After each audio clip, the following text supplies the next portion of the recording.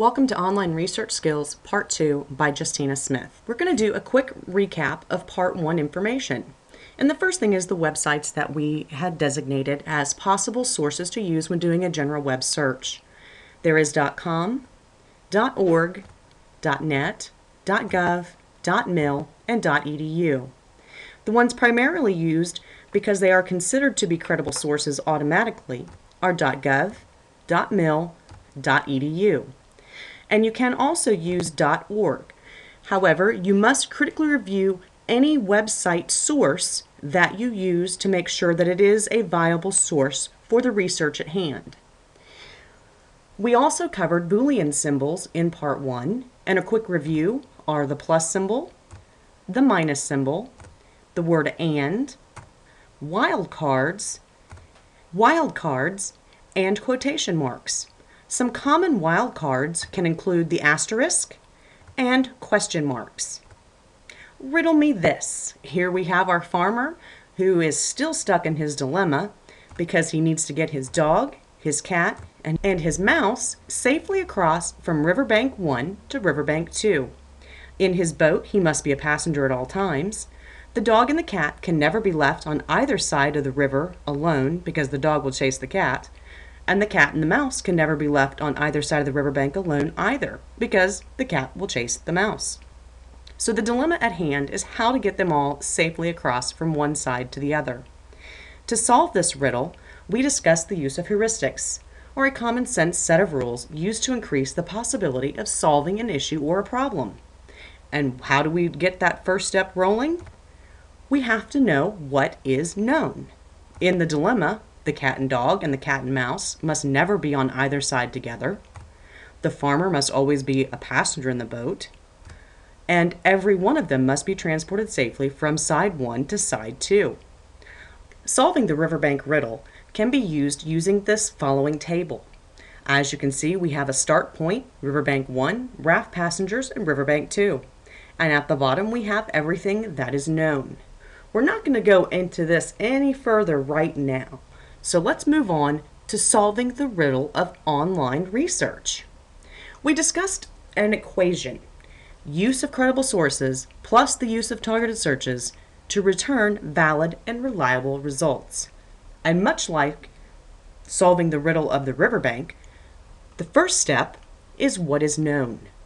We know the sources that we can use, and in the activity that we're going to do today, we're going to use .gov, .edu, and .org. We also know Boolean symbols. And in today's exercise, we will use the plus, the and the quotation marks. In solving the online research riddle, we need to look at this very systematically. The first step is to select our preferred search engine. The second, entering in key phrases. The third, limiting the sites searched for in our results. Entering additional key phrases as needed is step 4. Step 5, 6, 7, possibly 8, 9, and 10 is to refine our searches using different key phrases and limiting the sites that we're searching. And last, but certainly most not least, is critically evaluating each source that we uncover. For today's practice activity, we are going to use Google as the preferred search engine.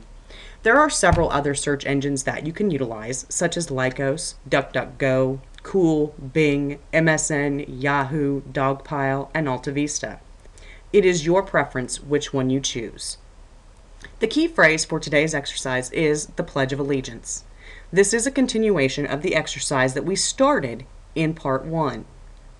Once I have entered in my key phrase, I need to take out and limit the sites that are going to be searched for so that my results are minimal. I have taken out Wikipedia, as Wikipedia should never be used as a source. I have added in .edu, .gov, and .org. You will note that our results went from 2 million down to approximately 600,000. We then need to enter in additional key phrases. In the example, I entered in the plus with freedom of speech in quotations. This dropped our results to 87,000. And then, of course, here's the refine. I have added legal concerns and recitation.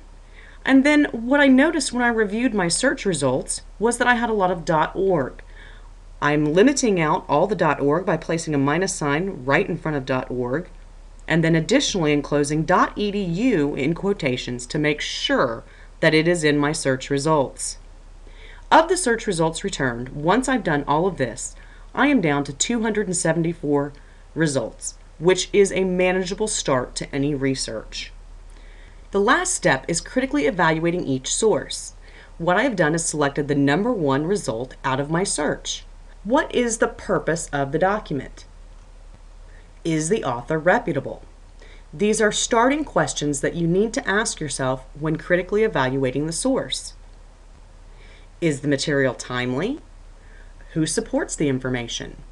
As we can see in this example, it was published in 2009 by the Americans United for Separation of Church and State. Based on this information, it is timely, and I do believe that the supporters of the information are clearly defined. And last, does the author provide additional resources?